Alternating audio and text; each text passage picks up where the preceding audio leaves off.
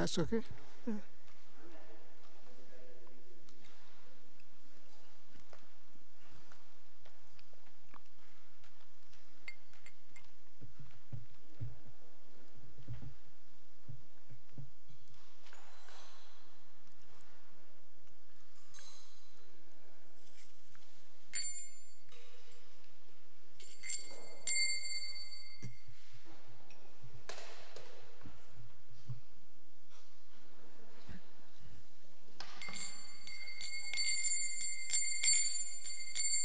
Jaya Radha Madhava Kunja Bihari Gopi Jana Vallabha Giri Vadadari.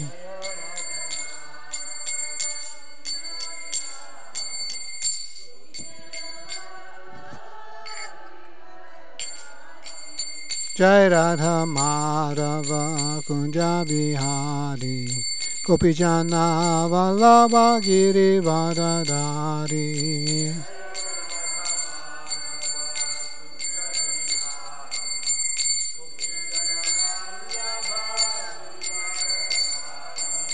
Yashoda Nandana Braja Jana Ranjana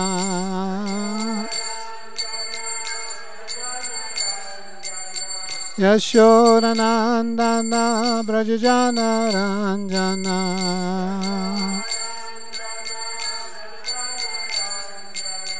Yamuna Tiravanachari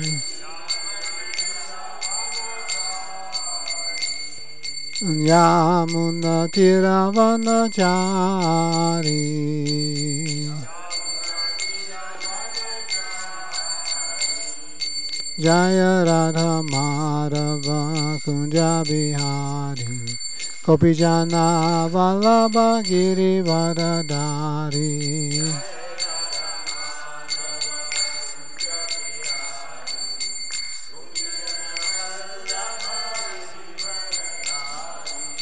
Yashoda Nandana Braja Jana Ranjana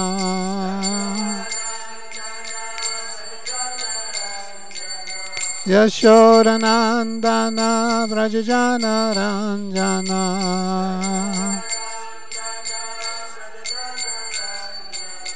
Jamuna Tiravanachari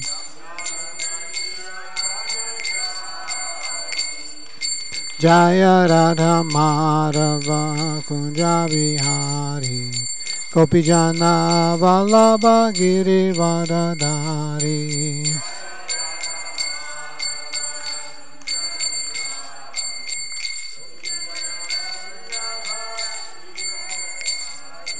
Jaya Radha Madhava Kunja Bihari Gopi Jana Vallabha Giri Vadadari.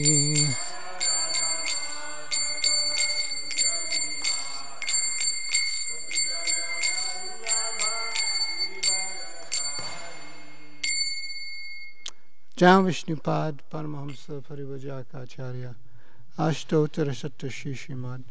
His Divine Grace A.C. Bhaktivedanta Swami Srila Prabhupada Ki Jai.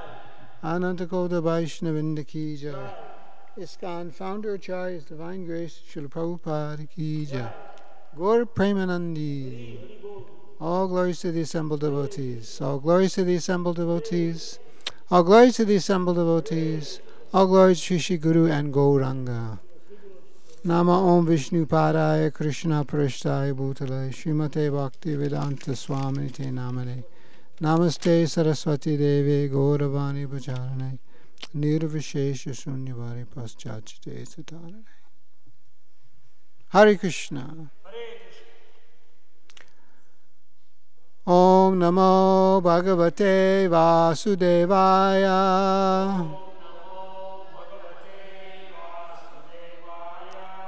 Om Namo Bhagavate Vasudevaya.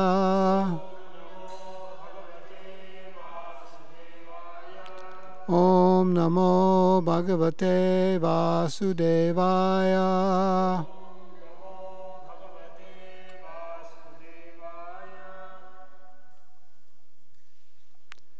So this morning we're reading from the 10th canto of Srimad Bhagavatam, chapter 44, the killing of Kamsa.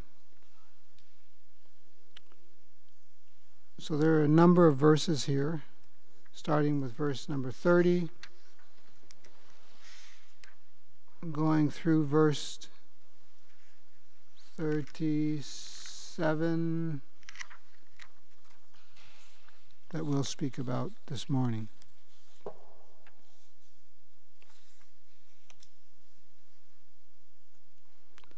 we'll chant text 30. So the word meaning is Jana, the people, Praja Hrishu, rejoiced, Sarve, all, Karmana, at the deed, Rama Krishnoyo, of Balaram and Krishna, Vrite, except Kamsa, Vipra, of the Brahmanas, Mukhya, the best, Sadhava, the saintly persons, Sadhu, Sadhu iti, exclaimed, excellent, excellent. Jana Prajasvashu Sarve, Karmana Ramakrishnayo, Vrate Kamsam Vipramukya, Sadhava, Sadhava, Sadhaviti, Jana Prajavrishu Sarve, Karmana Ramakrishnayo, Vrate Kamsam Vipramukya, Sadhava, Sadhu Sadviti, Jana Praja Vrishu Sarve, Karmana Ramakrishnayo, Vrate Kamsam Vipramukya, Sadhava, Sadhu Sadviti. Please chant.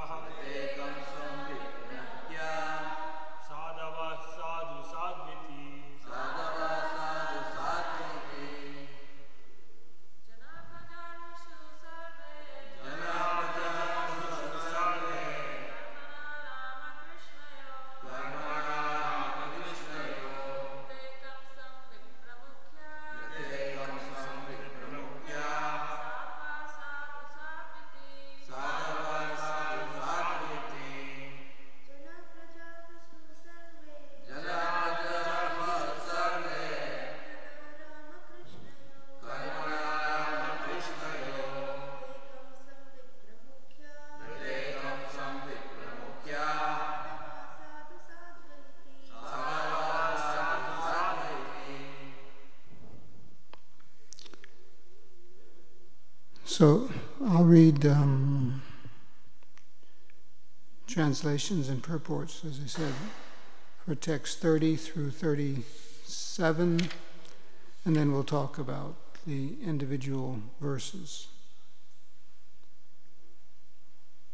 just for myself as much as anything, just recalling where we are here, Krishna and Balaram had just killed the wrestlers, routed them, taken over the arena with celebration between him and all of his friends dancing with their ankle bells resounding at the death of the wrestlers. So text 30, everyone except Kamsa rejoiced at the wonderful feat Krishna and Balaram had performed. The exalted brahmanas and great saints exclaimed, excellent, excellent. Purport, it was understood that as the best of the brahmanas and saints were exclaiming, excellent, excellent, the worst of the brahmanas, namely Kamsa's priests, were seriously grieving. Text 31, the Boji king, seeing that his best wrestlers had all been killed or had fled, stopped the musical performance originally meant for his pleasure and spoke the following words. Kamsa said, drive the two wicked sons of Vasudeva out of the city, confiscate the cowherd's property, and arrest that fool Nanda. Kill the most evil fool Vasudeva, and also kill my father Ugrasena, along with his followers, who have all sided with our enemies. As Kamsa thus raved so audaciously, the infallible Lord Krishna, intensely angry, quickly and easily jumped up onto the high royal dais. Seeing Lord Krishna approaching like death personified, the quick-witted Kamsa instantly rose from his seat and took up his sword and shield. Sword in hand, Kamsa moved quickly from side to side like a hawk in the sky. But Lord Krishna, whose fearsome strength is irresistible, powerfully seized the demon, just as the son of Tarksha might capture a snake. Grabbing Kamsa by the hair and knocking off his crown, the lotus-naveled Lord threw him off the elevated dais onto the wrestling mat. And then the independent Lord, support of the entire universe, threw himself upon the king. Purport, in Krishna, the Supreme Personality of Godhead, Srila Prabhupada describes the death of Kamsa as follows. Krishna had once straddled his chest and began to strike him over and over again. Simply from the strokes of his fist, Kamsa lost his vital force. Srimad Bhagavatam ki. Om Jnana Timirandasya Gananjana Shalakaya Chakshurunmilitam Yena Tasmai Shri Gurave Namaha.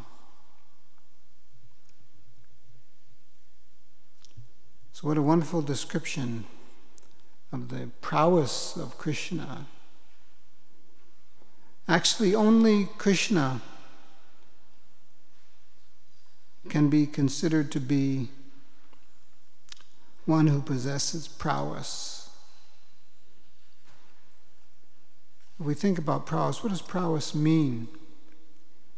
It's the ability to desire something and without fail to be able to accomplish that.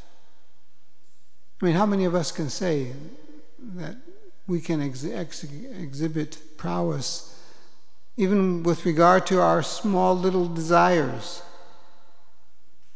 I want to travel from this place to that place. I'm so dependent on modes of transportation, the finances to be able to get there, the atmospheric conditions.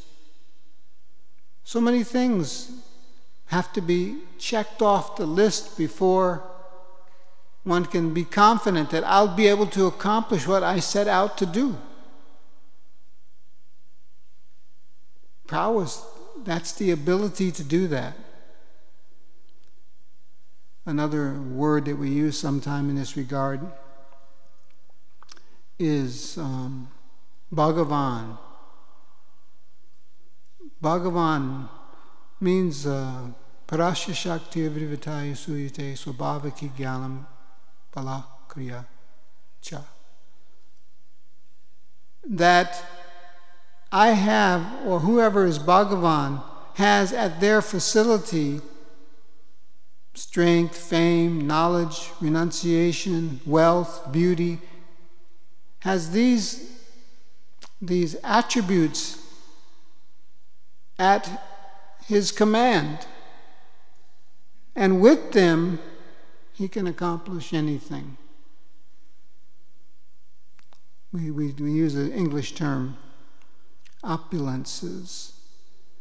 So if we go to a dictionary and try to understand what opulences mean, I just jotted down some of the meanings you'll find there. Value, something of value. We need something of value to accomplish anything. An outstanding quality. An outstanding quality.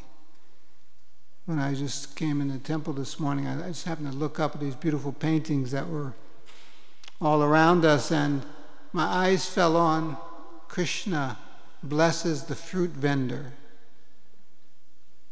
So Krishna blessed that fruit vendor with unlimited wealth, simply in exchange for Krishna offering, her offering some fruits to Krishna. The reciprocation was there. Krishna was fully capable of doing that, even though he was a small boy. He could hardly walk out to greet the fruit vendor. And what he took for barter were some grains that he was holding in his hand, his little hand. You've all seen the hands of a small child, not very steady. So what he was holding, he was dropping most of it by the time he got to the vendor. It no longer remained in his hand.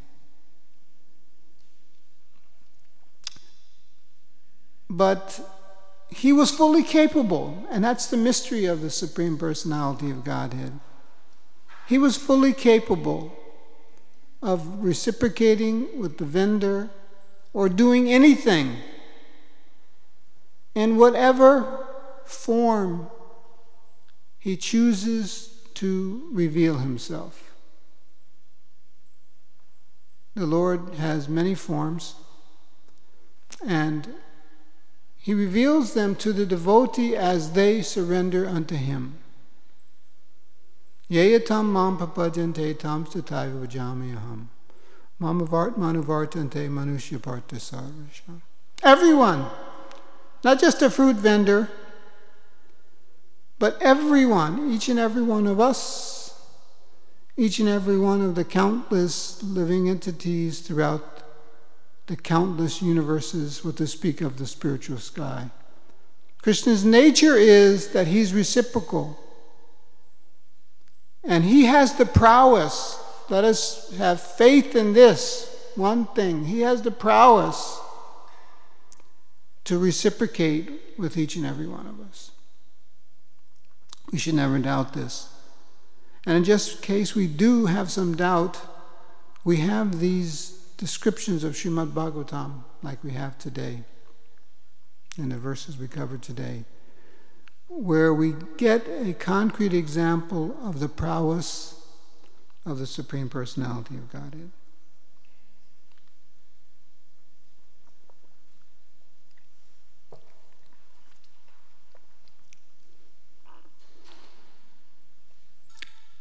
How old was Krishna when he left Vrindavan?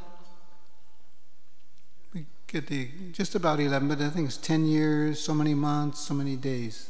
Yeah. A 10-year-old boy.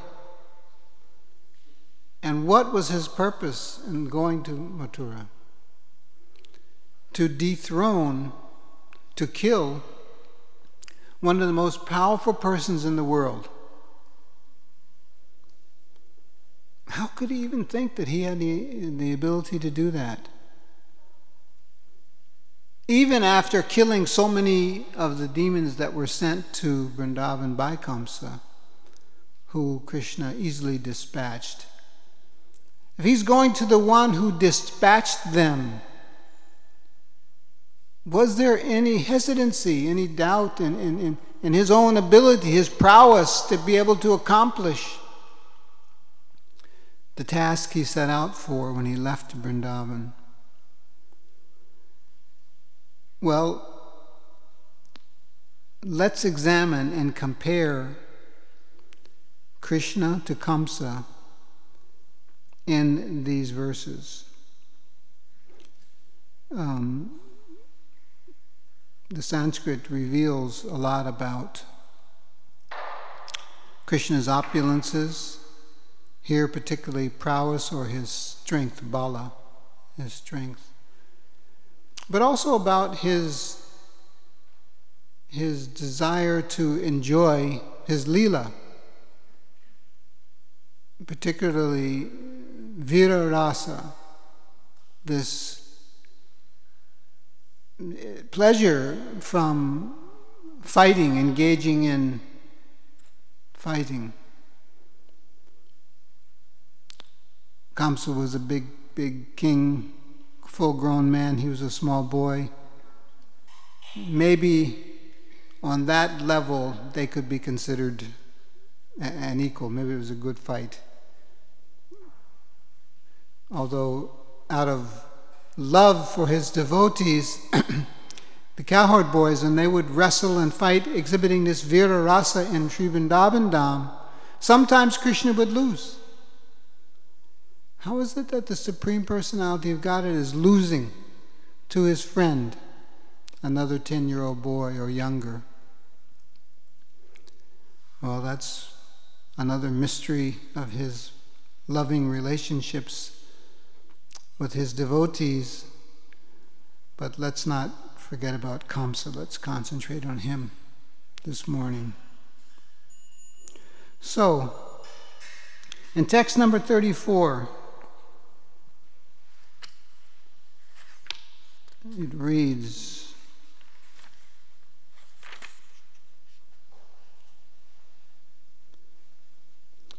as Kamsa,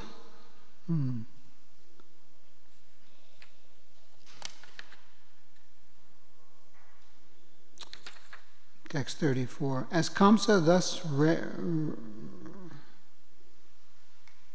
raved so audaciously, the infallible Lord Krishna, intensely angry, quickly and easily jumped up onto the high royal dais. So Krishna here, Krishna is exhibiting his prowess. Not that I'm so familiar, but you've seen these superhero movies that they have these days. One of the main things that they use to surprise the audience with the prowess of the superhero is he'll seem like an ordinary person, but then they'll just do something extraordinary all of a sudden. And everyone, whoa. This is kind of what Krishna did here. It describes that lagimna, with ease, utpatya, jumping up, tarasa, swiftly.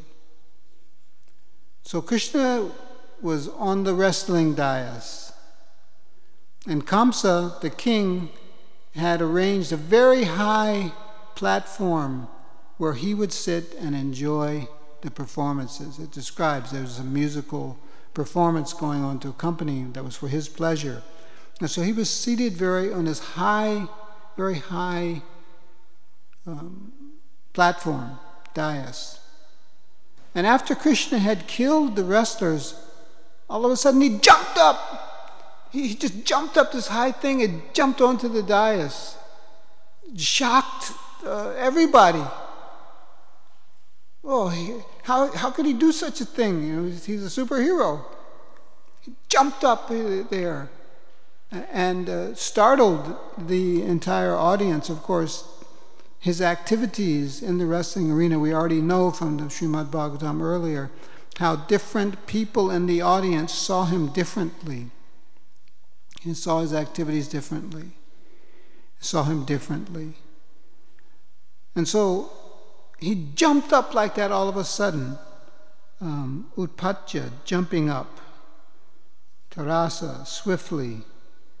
But it was done with ease. It wasn't like he had to struggle to climb up there. He's exhibiting his prowess.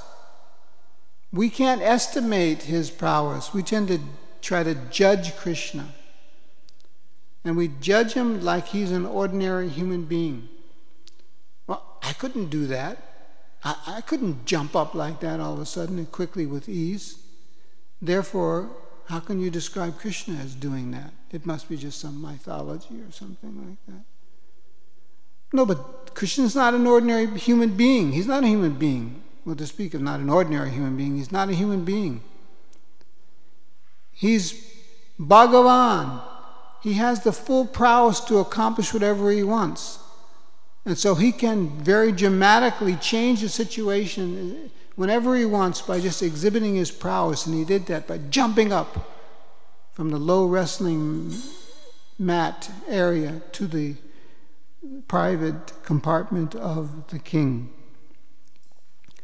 So that was Krishna exhibiting his prowess.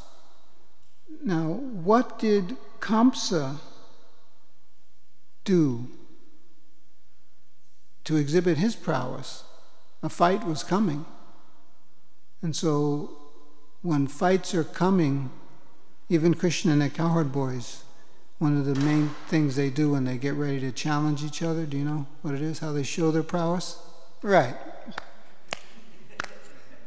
They beat their arms. Okay, I can take. So Krishna exhibited his prowess. He jumped up on the dais. What did Kamsa do to exhibit his prowess? He knew a fight was coming. Well, it describes here that he raved audaciously. He raved audaciously. What does that mean? You know this, when Krishna was on the battlefield, help me here, is he was fighting one demon, I think it was Pondraka, who came and he was talking so much. He was saying, I'm going to do this to you, I'm going to do that to you. And Krishna told him that real heroes don't talk, but they show their prowess. Was that Pondraka, the invitation, Vasudeva? Right. But he was just talking. He was talking. He didn't do anything. Krishna challenged him, do something to show your prowess. That's what a real hero does. So a real hero does something. But what did Kamsa do? Kamsa talked audaciously. That's all. What did he say? Well, kill Vasudeva, drive the coward people back, arrest my father, Ugrasen. He just talked. It was audacious. It had lack of respect. He showed insubordination. He was shameless. But it was just talk. Actually, I found when I was looking up definitions of audacious, one of the less common definitions, or maybe a slang definition, is mouthy. So he was just mouthing off. There was nothing there. There was no prowess there. He was just mouthing off.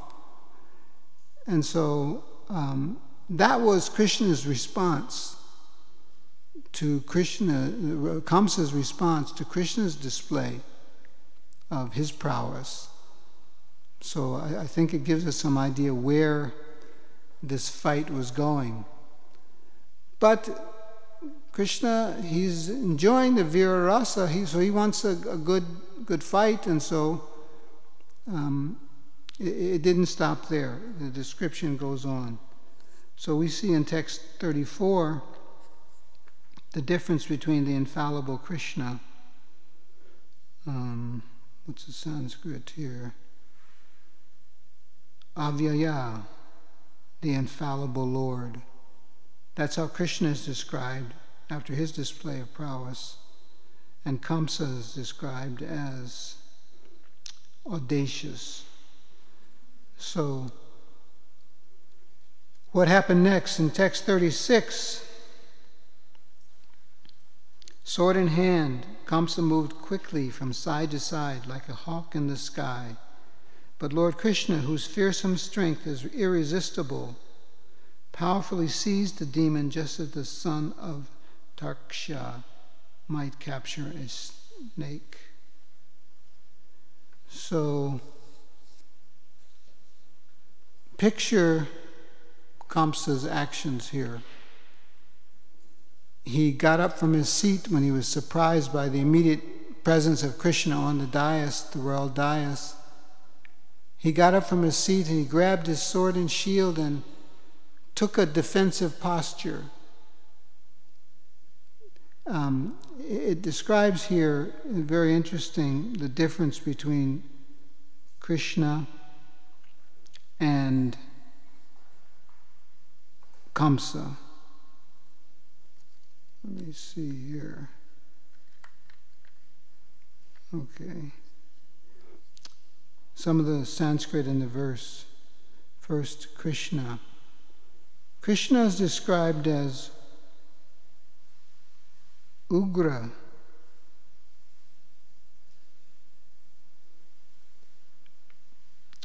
fearsome, Durvisaha, irresistible. So Krishna was fixed,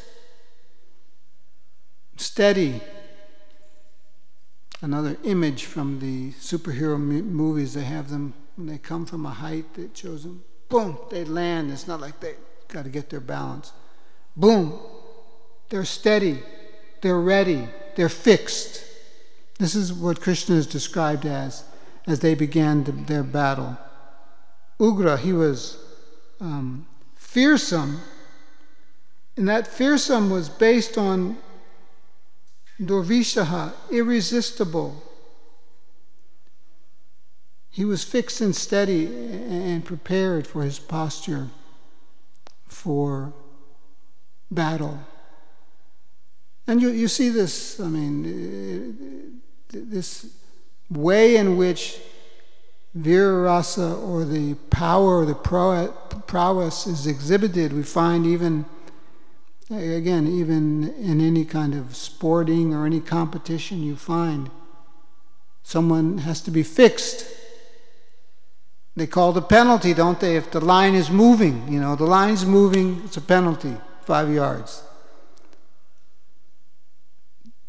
But when you're fixed and you're ready, from that point in strength you can go forward. And it's important actually also to not become injured. You can become injured very easily if you're not fixed. You're off balance. Someone can take advantage of you. In martial arts you find this. The power comes from the balance that you take. So that's how Krishna is described here. Durvishaha, Ugraha. But in contrast to that, we see Kamsa, and how is he depicted? He's depicted as being vicharantam, moving about. And quickly, asu, quickly, like a hawk. And how is he moving about? It's important we see Kamsa on the dais, and how he's looking at the moment he was expecting for years and years, since Krishna's birth, since the birth of Krishna's brothers that were killed by him before. He's been fearing this moment when Krishna comes before him to kill him. This is what he's been fearing. Is he ready, though? No, he's moving about. He's not fixed. You would think that after so many years and so many years of fearing that this is going to happen, that when the moment came, he would be ready. But he wasn't ready. He was vicharantam, moving about quickly, asu. Now one might say that, well, he was just preparing himself for the battle. But it's mentioned also, Dakshina Svayam, that his movement was left to right, left to right. If you are going to win a battle, you have to go forward, not left and right. In anything in life, we see that if we're going to make progress, we have to go forward.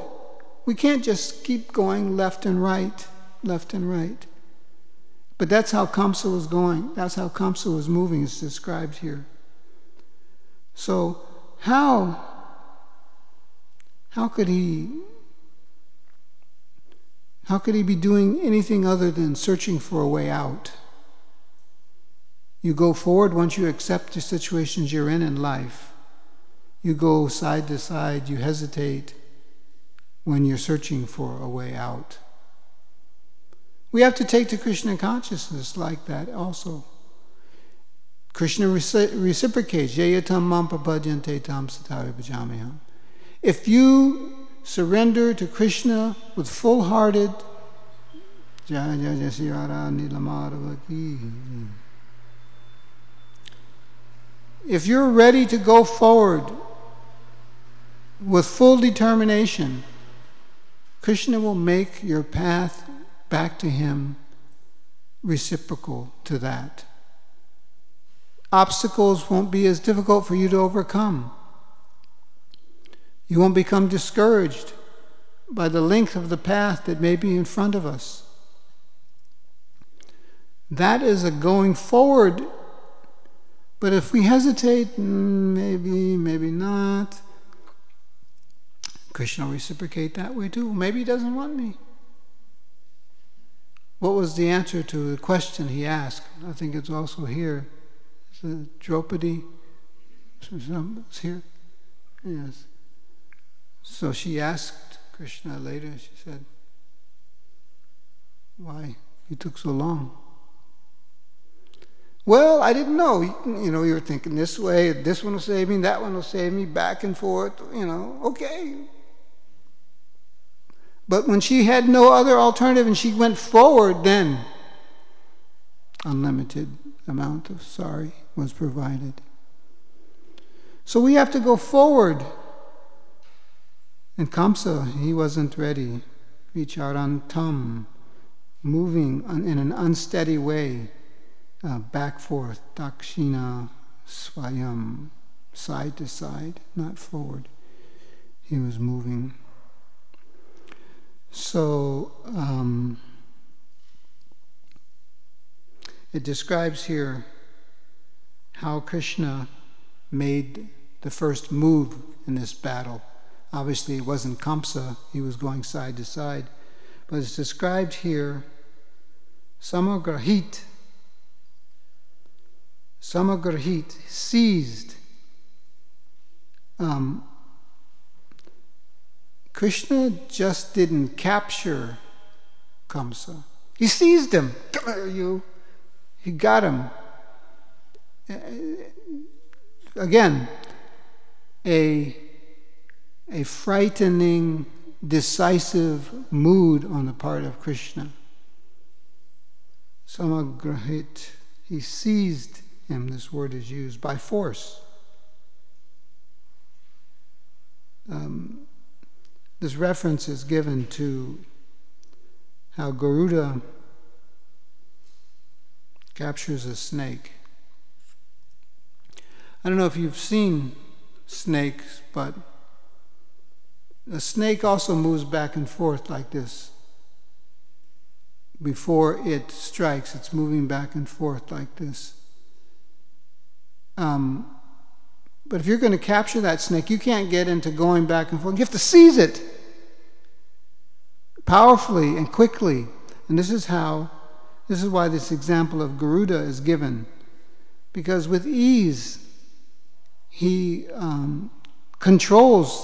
grasps and controls the serpents. Even the mighty Kaliya was afraid of Garuda.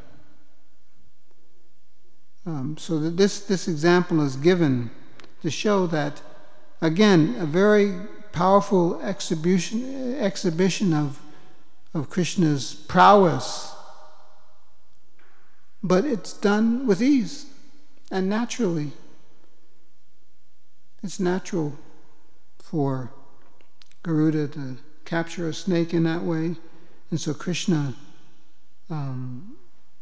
Samagrihit seized Kamsa in that way.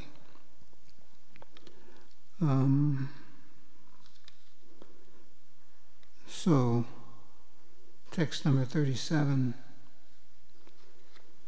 Grabbing Kamsa by the hair and knocking off his crown, the lotus-naveled Lord threw him off the elevated dais onto the wrestling mat. And then the independent Lord, the support of the entire universe, threw himself upon the king. So Krishna not only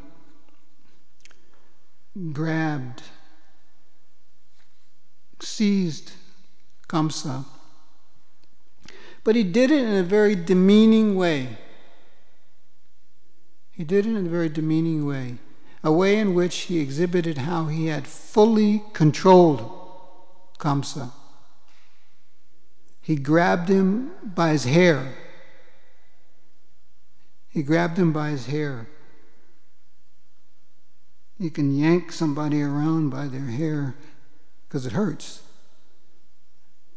And so he grabbed Kamsa by the hair. Three ways this verse describes how he completely controlled Kamsa. Kamsa was controlling everything, and he had hoped to do that by his audacious talk of arrest this one, kill that one, drive this one out, seize these properties, all just so much mouthy talk. He was a false controller. So therefore, Krishna shows in this verse 3 ways in which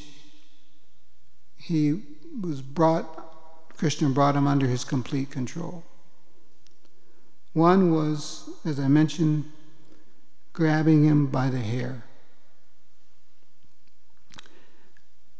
But also kalat, knocking off, kiritam, whose crown. So he knocked off his crown. Crown means that you're sovereign. That's the height of the coronation ceremony, isn't it? This person is sovereign. We're giving him control over everything. Therefore, we're placing the crown on his head. That crown symbolizes his control, his authority. So Krishna knocked it off. You're not in charge here of anything.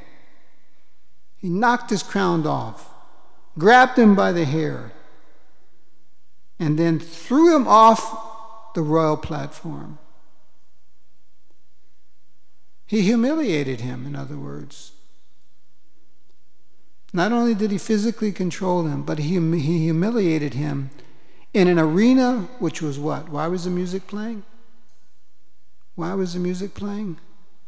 For his pleasure. Kamsa himself had created this whole arena, the whole situation there, just for his pleasure. And Krishna spoiled it. He spoiled it, and instead of being the controller, he was controlled in these 3 ways. His hair was grabbed, his crown was knocked off, and he was thrown down off the dais, off the elevated dais, to the wrestling mat. And in that way, he was humiliated, completely humiliated, and under the control of Krishna.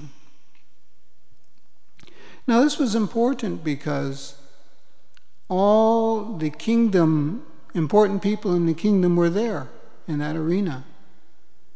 And it was meant to be for Kamsa's pleasure to show his continued domination over the kingdom.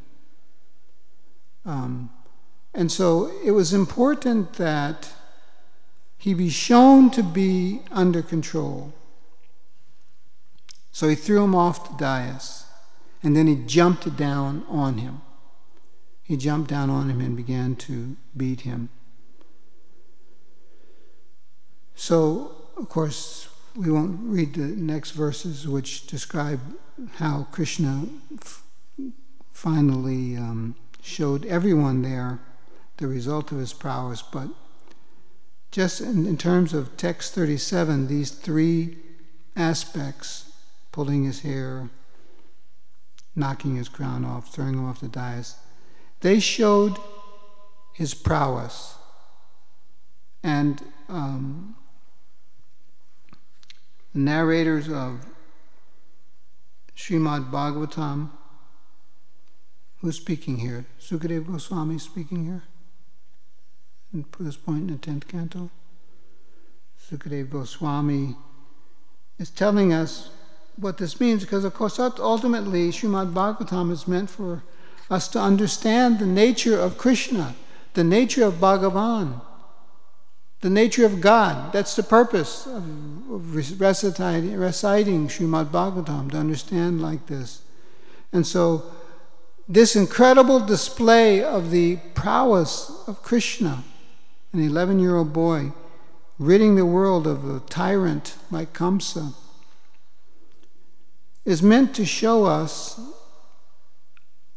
his divinity, his position as the Supreme Personality of Godhead. So in text 37, there are three meanings given which convey this lesson. And they are, beginning with the words Atma Tantra. It's the last word in the Sanskrit for text 37. Atma Tantra, independent.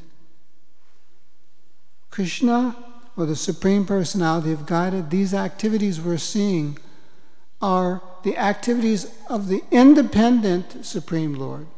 So what does independent mean? Well, we discussed in the beginning about how prowess means that there's no question that you'll be able to accomplish your desire.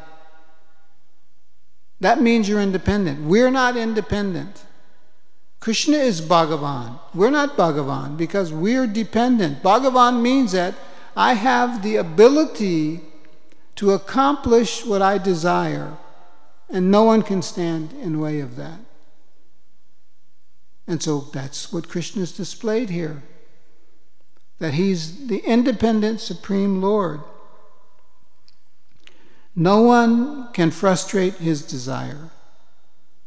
Not simply that no one can frustrate his desire, but he has the ability, he has the opulence, the shaktis to accomplish anything that he endeavors to achieve. That's Bhagavan. That's what we're seeing demonstrated in this battle between he and Kamsa. So, Atma Tantra. Another word is given there is ashraya, the support. The support of what? Vishva, the entire universe. So Atma Tatra, he's independent. Ashraya, he's not only independent, but everyone else is dependent on him. Ashraya Vishva, the entire universe. The entire universe is dependent on him. He's not dependent on anything else. Krishna, in his Leela, eternally is enjoying in Goloka Vrindavan. What's going on in this world doesn't matter. Doesn't matter. He doesn't have to be concerned with the petty things that go on in this world. He's independent of that. Yet everything that goes on in this petty world, a material world, this tiny planet, on one planet out of millions of planets in one universe, and one universe in a big bag of mustard seeds. What significance is it? It's not anything significant to Krishna's independent Leela that's going on ever in the spiritual sky. But everything that goes on in that insignificant, tiny, meaningless one universe is dependent on that Supreme Lord. That's the mystery of understanding the Supreme Personality of Godhead. So what we do is dependent on the Supreme Lord. And the more that we surrender and try to reciprocate with the Lord, do His bidding, then the more we'll have entrance into the eternal Leela of the Supreme Lord. So these points, Atma Tantra, independent Ashraya, is the support of what? Vishva, the entire universe. These are lessons that we learn from this episode of Krishna killing Kamsa, as it's described in these verses of Srimad Bhagavatam. So, any reflections, comments, questions on these subject matters? Yes, Prabhu. Do you need a microphone? I think there's a microphone here.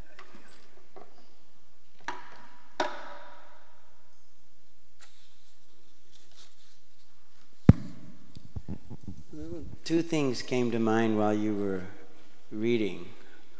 The first being that in reference to Krishna and Balaram, in Kamsa's audacious mouthing, he said, drive them out of the city. He didn't try to kill them or think that was even possible still. But he was willing to kill his own father.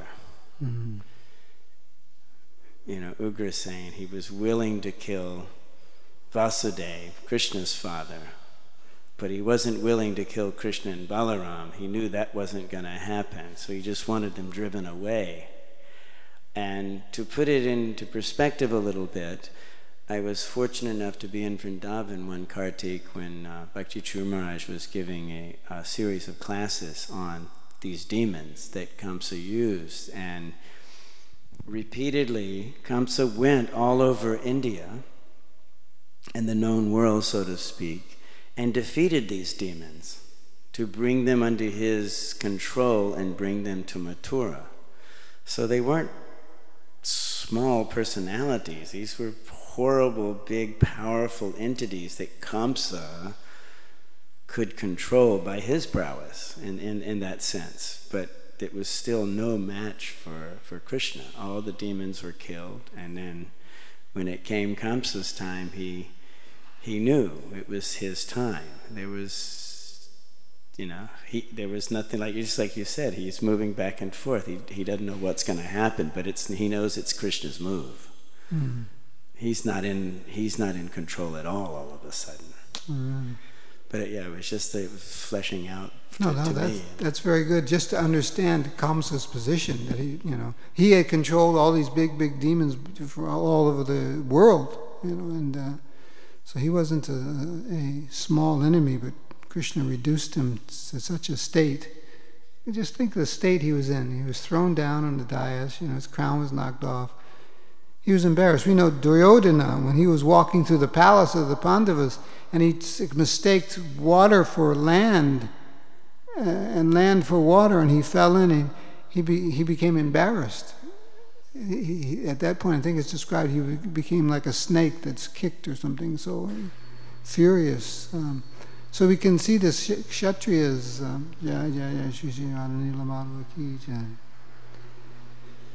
you can see these Kshatriyas, very proud and exhibiting their prowess, and when they're embarrassed, it's like death for them or something. And so Kamsa, he was treated like that by Krishna.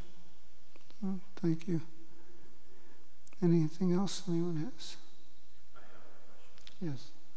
What are the practical ways to surrender to Krishna?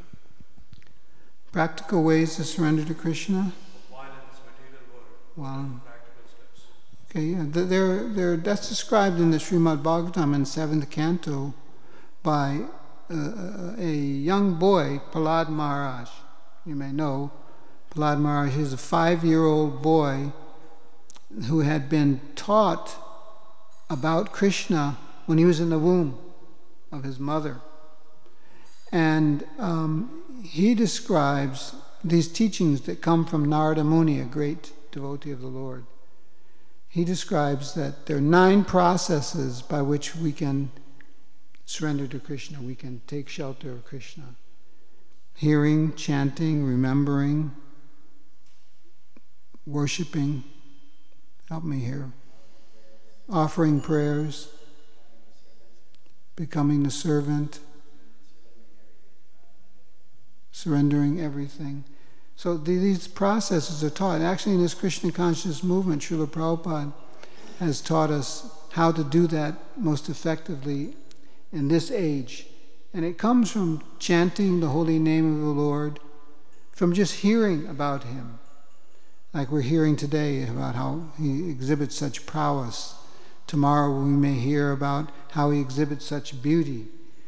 We may hear the incarnations of the Lord who are very learned, like Kapila, they explain philosophy.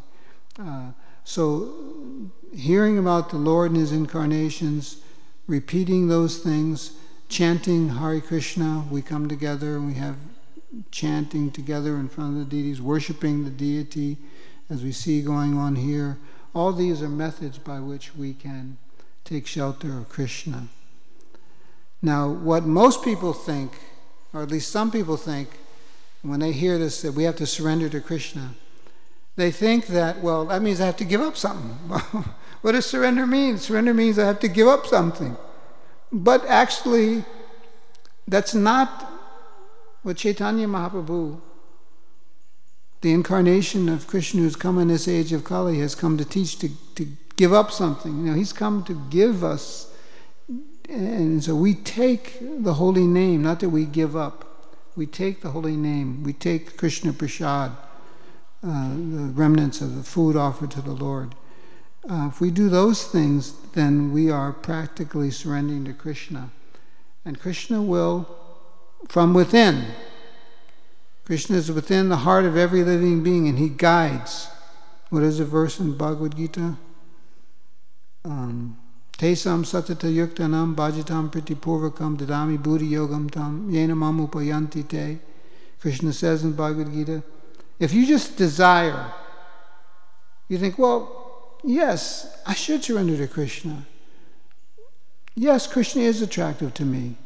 If we have this desire, then Krishna from within our heart, He'll give us, well, go and associate with these devotees. Go to the temple and have darshan. You'll get guidance like that, personal to you, personalized to you. As I was mentioning, Krishna may be enjoying in His abode, not concerned about we puny living entities who have rebelled against Him. But as soon as we turn towards Him, He notices that, and He can help us in ways in which we may not imagine. So by faith in these activities, we can surrender to Krishna. Does that answer?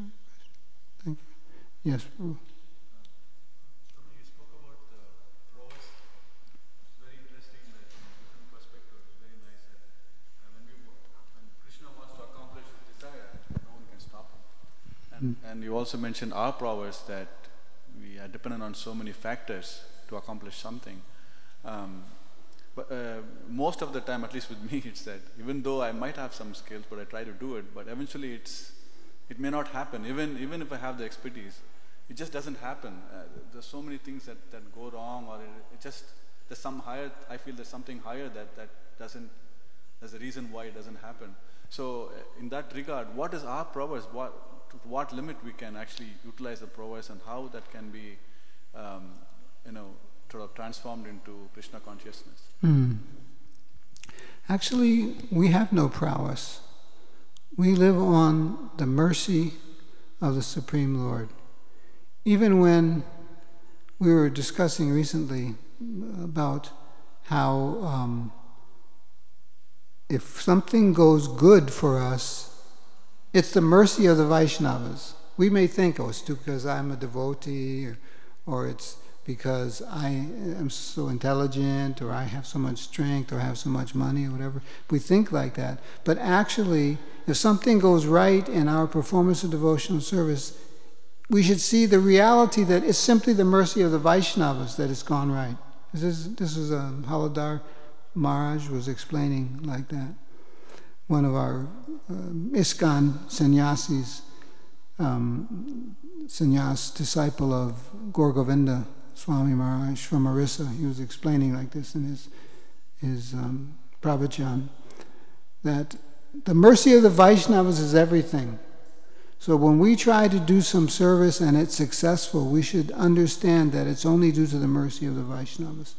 Therefore, the Vaishnavas are so dear to us. Each and every one of us are so dear to each and every one of us. We should always serve and accommodate and try to please the Vaishnavas, because by their pleasure then I can do something. That's the real thing. Otherwise it's ignorance. We're thinking my strength, my ability, but as you correctly say, sometimes it doesn't happen. Nothing happens. Why? Daiva. It's not in our hand. But the Vaishnavas are so dear to Krishna. And he's the principle by which anything can be accomplished. And so if we please those who are pleasing him, then we have the opportunity to be successful in our endeavors. Materially speaking, not success or failure, it's all just illusion. But we're speaking in terms of success or failure or progress in devotional service, dependent upon the Vaishnavas. Yes, Prabhu. Hare Krishna, Prabhuji. Hare Krishna. Welcome to Houston. Thank you. Just a quick observation. If you follow the translation of the verse 37, we don't get the impression that Kamsa is dead. Because at the beginning of the verse, he's alive. Because he gets dragged by the hair and he's thrown down. And then the end says, Krishna, who has the support of the entire universe, threw himself upon the king. So I thought it was interesting that the commentators, they make it crystal clear. They are quoting from Krishna book, where Prabhupada explains how Krishna gets killed. Because if you go to the next verse, Krishna is dragging the dead body. Right. So in this verse, somewhere he gets killed, but it is explained indirectly. Like that personality who has the support of the entire universe, if he falls on a... it's like saying an elephant stepped on an ant, It goes without saying, the ant wouldn't survive. So I thought it was very interesting how it has been worded.